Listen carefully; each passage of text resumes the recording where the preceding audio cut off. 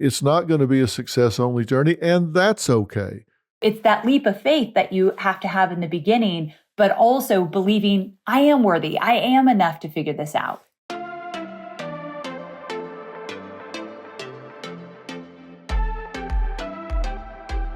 Well, hello, everybody, and welcome back to Fill in the Blanks. You have a special treat today because we're going to talk about how can being your own boss redefine your life? And my guest is Amy Porterfield.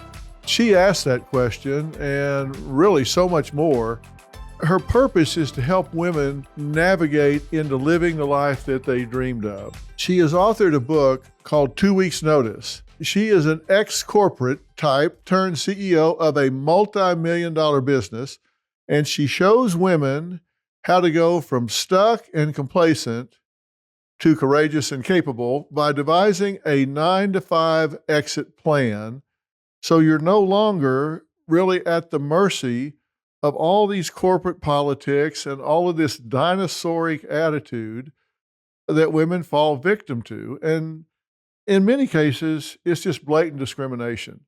Her action-by-action teaching style provides aspiring business owners with the tools they need to bypass and really build a business they love, follow a passion. And we're going to talk about the pros and cons of that because it's not going to be a success-only journey, no question about it. But let me stop introducing this really interesting woman. Amy, thank you for joining me today. Well, thanks so much for having me. Tell me, you come at this from experience because you spend a lot of time in corporate America. A lot of times when you talk to consultants, they'll tell you 100 different ways to get a girlfriend or boyfriend, but they ain't got one. That's not true of you. You've been there. You've done this. Where have you worked in the past? I always thought I would be a corporate girl. I can't even believe I'm sitting here today saying I'm an entrepreneur. I always thought it would just be my plan. So I've worked in dating. I used to work in a dating service. I've worked for Harley Davidson motorcycles. I'm not a biker chick by any means, but I worked for Harley for a while. And my last corporate job was with peak performance coach Tony Robbins, where I was the director of content development. I've been in so many different jobs though. And I always thought I was a really good corporate girl, climbing that corporate ladder and wanting to get all the awards and the promotions. And I always thought that's where I'd be. What caused you to make the jump? Because as you said, that was your path, what you envisioned. Yeah. But then all of a sudden, something triggered you where you said, no, not going to do this anymore. Yes, it was actually a very specific moment in time.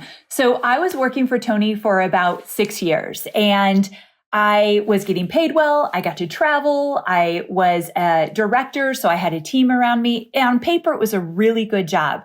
I had also just gotten married and was traveling all the time, never was seeing my husband and never was at home. But here's what happened. Tony decided to do a focus group of some type, and he brought in a bunch of online business owners. Now, they needed someone to take notes for the meeting, so this is very humbling. I was brought in to take notes. I sat at a side table, and all these guys came in. They were all men.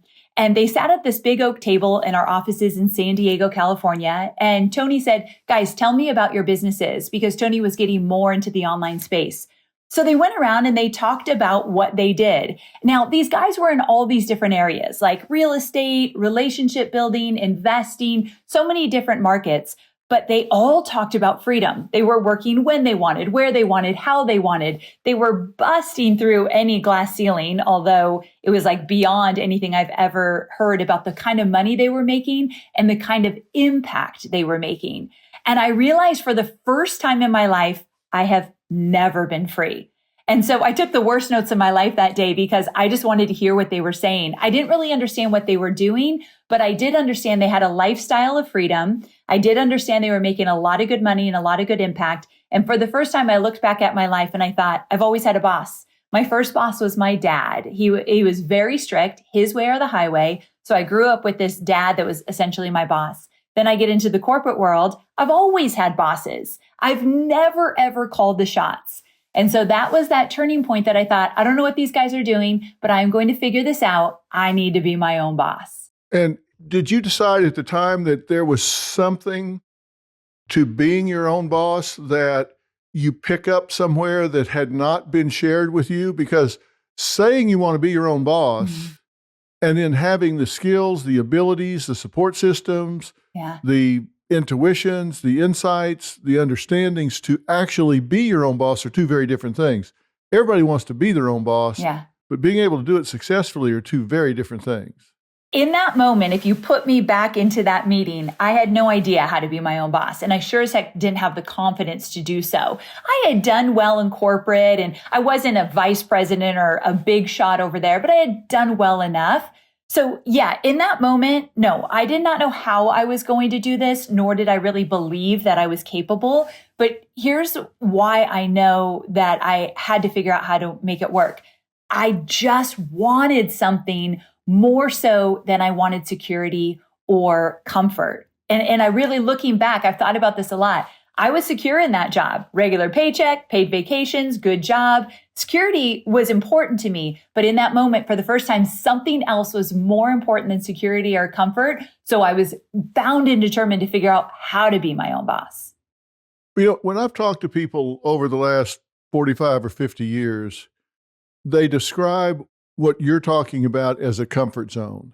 They say, I do have the security. It may not be everything I want. I may not have all the lofty things I want. I may not have time with family that I want. I may not have the nicest house that I want. I may not have the creative license I want. Whatever currency they're lacking. And I think there are lots of different kinds of currency. There's monetary currency, freedom currency, spiritual currency, emotional currency, lots of currency. But they always say that it's getting out of the comfort zone, taking that risk that keeps them settling for what they don't want instead of reaching for what they do want. And it sounds to me like you're saying that the pain of staying where you were was worse than the pain that you imagined if you reached for something, even if you failed. At the moment, if you asked me, Amy, this was 15 years ago, were you prepared to fail? I'd probably say, oh gosh, Dr. Phil, I don't know. That's like a big question. I don't know if I was ready in that moment, but I did know that what was keeping me safe was keeping me stuck. I just knew that there was something in that moment. I thought, I'm watching these guys, and if these guys can do it, there was a tiny little courage voice inside me thought, if these guys can do it, I can figure this out. Like, come on, there's got to be a way. And so when I realized, wait a second, I feel stuck. I never see my husband. I'm always on the road. I've hit a glass ceiling. I know I can make more money than what I'm going to make here. There's got to be another way. So I think it was this desire for something more that I thought, okay, I'm willing to take a risk. Now, here's the thing. The reason I wrote the book 2 weeks notice is I don't think that some woman in a 9-to-5 job is going to have a moment like, you know what? I got to be my own boss. Let's go. And she gives her 2 weeks notice tomorrow. That's not how it happens. What I had to do is I had to build a runway. And I talk about this in the book where there were things that I had to make calculated moves in order to be ready. It took me a full year from that fateful meeting to actually driving out of those San Diego offices in my little white car with my back of my car packed with all my boxes from my office and drive out into the sunset. It took me a full year and I did it scared. Like I did not do it fully confident. But again, I think the pain of staying was bigger than the comfort of being there. And so I think that is something that anybody listening right now, ask yourself, what do you want? I think the reason we stay stuck is we don't even know what we want. What do you want? I didn't want to be told what to do, when to do, or how to do it anymore. I didn't want to be on someone else's time or someone else's dime. I didn't want to be bossed around anymore. It was like finally hit me. And that kind of energy, that kind of like fierceness in me, it took a little while to me to get the courage to leave, but I really do think we have to kind of dig that up. Spending a lot of time in business and professional practice, there have been times that I've been in crisis situations, both in the healthcare delivery system and in business, both when I've had to make a choice to either focus on what I don't know or focus on what I do know, because I've looked around the room at times and thought, my God, if people knew how much I don't know about where we are and where we're going, they would throw me overboard. Wow. But then I've also thought, on the other hand, as much as I don't know, what I do know is so much more than what the other people in the room know, that while there's still a lot to learn, I know more and I have the courage to implement that more than anybody else in the room. They're right to be looking to me to say, what do we do next? Somebody's got to take the lead. They're right to be looking at me to do that, even though I'm sitting here thinking, I'm astounded at how little I know about this. It's still more than anybody else knows. Okay, I love that. And I love that people got to hear you say that. We're like, wait a second, Dr. Phil knows everything. He's super confident. He's got all the information. Yeah, right. I love that you said that, though, because it's true. And I've never heard it say like that. I'm going to have to steal that from you. I'll always give you credit. But you know more than the most people in the room. And so you're just going to pull from that, even though you had that thought, I don't know as much as I might need to know right now, but you didn't dwell on that. And I think that's really powerful. Yeah, and that's where the courage comes in, because I'm a pilot and I've been in practice in hospitals and stuff. And I've been in situations where somebody needed to make a decision right now and everybody's looking at each other. No, somebody needs to make a decision right now. And nobody wants to own that and be responsible for it. I think one of the things that has contributed to my success over the last 21 years on the air is a willingness to take a position. Yes. I've always told people, listen, go get a second opinion, third, fourth, fifth, whatever. And if what I say won't stand up to challenge, throw it out by all means. But I am going to tell you what I think. I'm going to give you my best understanding of this situation as I know it now. Might change it later, but I'm going to give you the best knowledge I have right now today, and I'm going to have the courage to step up and tell you what that is. Like you said, that's not confidence. It's not knowing everything. It's just having the conviction to say, I'm going to give you the best I have. And, Maya Angelou said it best. She said, you did what you knew how to do, and when you knew better, you did better. Yes. We're all that way. You made your first content, you look back at it and say, this was terrible. Yeah. Well, when you knew better, you did better. Exactly. And, while you were saying that, it reminded me of another insecurity that comes up, especially with a lot of women who are just getting started with their own businesses. They don't have all the answers. Nobody does. And so we start to think, but what if I mess up? What will people think?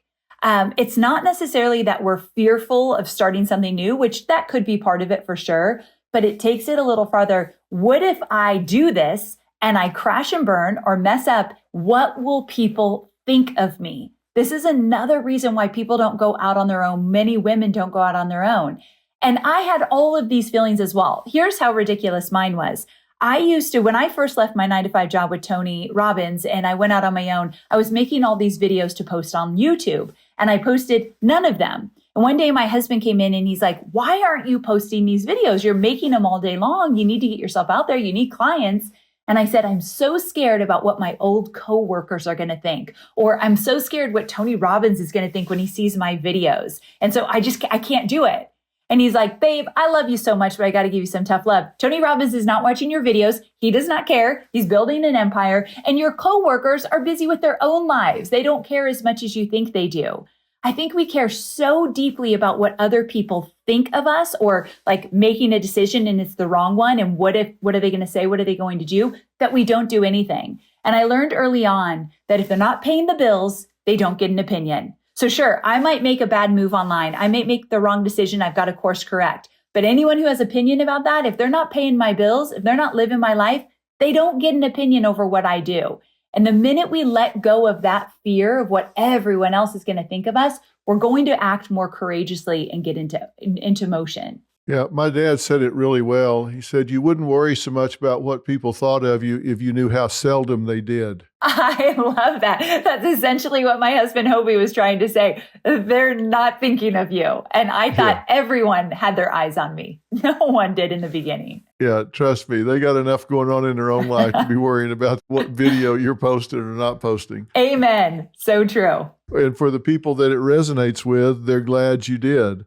Now, you have some things that you talk about, tips to navigate the 5 most common boss traps, and one of them is Superwoman syndrome. Talk about that for a minute.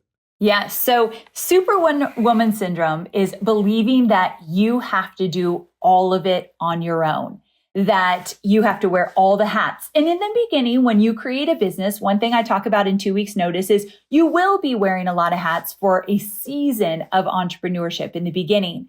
But the minute you start to get a little traction is when you need to hire. And it's the scariest thing that most women don't want to ask for help. They don't want to have to show that they can't do it all. And like, especially in motherhood, that so many women are doing it all in motherhood. They know they're doing a good job, or at least they know they can keep it all together. So they take that into entrepreneurship and they do the same thing. Well, the truth is you will never scale a business. You will never make as much money as you deserve. You will never make that impact if you do it all alone. So what I teach my students early on is the minute we start making a little money, we're going to reinvest in helping have someone help us, like a virtual assistant, an assistant that can do a lot of the admin stuff. But thinking you can do it all on your own literally will keep you playing small. You absolutely cannot make a big splash in your business on your own. So take that off of yourself. Take the pressure off that you've got to do it all alone. Here's another quick boss trap that comes up. So one, Superwoman syndrome, and we're all going to agree we don't have to do it all on our own, and that's not how you build a business. Another one that comes up is once you get out on your own, you still act like an employee. So there's this concept I teach in my book called unbossing yourself. You have to learn to unboss, meaning step into I'm the boss, let go of I'm the employee. I had a really, really hard time with this. So when I went out on my own, I started to do social media for small businesses. So I had a bunch of clients. And all of a sudden I realized I have like 8 bosses. I have literally stepped back into employee mode. You need it tomorrow? Great. I'll get it to you today. You tell me to jump? I say how high. I was literally just operating like an employee. And what happened was I had no boundaries. I was working my life away and I hated the business I created. I hated the position I put myself in. So how do you unboss yourself? How do you go out on your own and not step right back into being an employee? It's decision by decision, action by action. So even if you're still in a 9-to-5 job, or even if you're not working right now and you're a stay-at-home mom and you know you want to get out into the run your own business eventually, start making decisions without asking anybody else's opinion. That's one thing you can do. Stop looking around for permission and just say, I'll figure this out. I've got the agency. I'm resourceful. I'm going to figure this out. Stop looking to everyone to ask, what do you think? What's your insight? Can you give me advice? See how much you can do in making decisions on your own, and then start to unboss yourself. And once you do, and the business starts to thrive, then you're going to be in boss mode so that you'll take people in to help you build that business like we talked about. So you're not in that superwoman syndrome. Yeah. What you're describing is you've got to do something that is scalable. Yes. If not, you're working like a babysitter or some job where you're just selling your time. Exactly. And when you hit a ceiling of how many hours you have available, then you're stuck. Mm-hmm. You've got to do something where it can be working for you when you're not in harness every minute of every day. You got to have something that's working for you when you're not necessarily in harness. Yes. That's something that you figured out when you began to do a digital course, right? You didn't have to be there live. You had a digital course. Yes, let's talk about that. So I always talk about being very careful to build a business long-term where you're trading time for dollars. Because when you're trading time for dollars, like you said, there's only so much time in a day that you can work in your business. So there's only so much money that you will make. So like when I first started out and I was doing social media for small businesses, there's only so much money I could make because it was just me. And then I brought on one team member, still only so much we could make. But then when I decided, wait a second, I'm going to take what I know, put it into a digital course, and it will be me to many. I could sell it to as many people as I need to, and I don't have to show up to support them every minute of the day. And that is when the business started to explode because I realized how to scale. So in my book, 2 Weeks Notice, I talk a lot about different business models you can create that will allow you to scale, not just digital courses. You could do memberships. You could do group coaching. You could do masterminds. There's so many different things you could do that are one to many. But sometimes you have to start out with one-to-one, exactly how I did, just to get your feet wet. I'm a big proponent of baby steps because I know if I make it too complicated, I wouldn't have moved forward and neither will my students. But over time, we've got to move into a model that will scale. You started out, your first one didn't work very well at all. Yeah. No, let's talk about that real fast because it was a disaster. So here I went out on my own and I thought, I'm going to make $100,000 with my first digital course launch because I looked at social media and it looked like everybody else was making millions of dollars online. Remember, we only see their highlight reel, but I looked around and thought, okay, they're all making money. I should too. So I put this expectation on myself, put out my first digital course and made $267. And I hate to admit this to you, I cried for a week. I didn't want to get out of bed. I told myself I wasn't meant to be an entrepreneur. Look, here's proof. I can't do this. I need to go back to my job because it was a huge failure. But in that moment, coming back to what I mentioned earlier, I knew what my why was. I did not want a boss. And so I better get my butt out there and figure this out, or else I'm going to have a boss again. So that desire to not want to have a boss kind of pushed me back out there. And the next time I launched a course, I made $10,000. And I thought, okay, this isn't the salary I was making at my last 9-to-5 job, but we're getting somewhere. The next time I did it, $30,000. And I remember that day, I thought I was the richest woman on the planet. I could not believe what I was able to do, and things started to kind of click. A year from that date, I made $950,000 with one digital course launch. And that's when I thought, okay, now game on, we got this. But it took me 3 years to figure that out. That's another thing. None of this is going to happen overnight. But my question is, how bad do you want it? And are you willing to stick with it? And talent for creating content and marketing on the internet, whatever it might be, if that's something that if you leave, they can't replace you in a short period of time, you have consequential knowledge. What you know is consequential to your life and their business, then all of a sudden you're not working for minimum wage anymore. Now you're bringing something to the table that people need and they're willing to pay for that. Yes. When you said, hey, burn it down, I can build it back because I've got that information, that's when you become independent. Absolutely. And that's when life begins to change. So when you think about, let's say you're in a 9-to-5 job and you're listening right now and you look around and you think this cannot be it. There's got to be something better for me. I cannot stay here much longer. The first thought is I'm going to quit and get another 9-to-5 job. But when you build that kind of knowledge that you talk about, and this is something you can do over time, I have no doubt in my mind, you never turn back. Like, can you imagine, Dr. Phil, ever turning back and working for somebody else? Can you even imagine at this point? It just wouldn't work. I mean, it wouldn't work. Exactly. Now, you're different than me, and you probably always had that gene of like, I'm going to be my own boss and I'm going to lead. Like, well, I have a quick question for you. Have you ever had a boss? The last job I had was for Hallmark cards in my junior year of high school. I had a feeling. Okay, so you are definitely a rarity where you probably never were meant to have a boss. But for those listening, I was absolutely meant to have a boss and I was really good at it.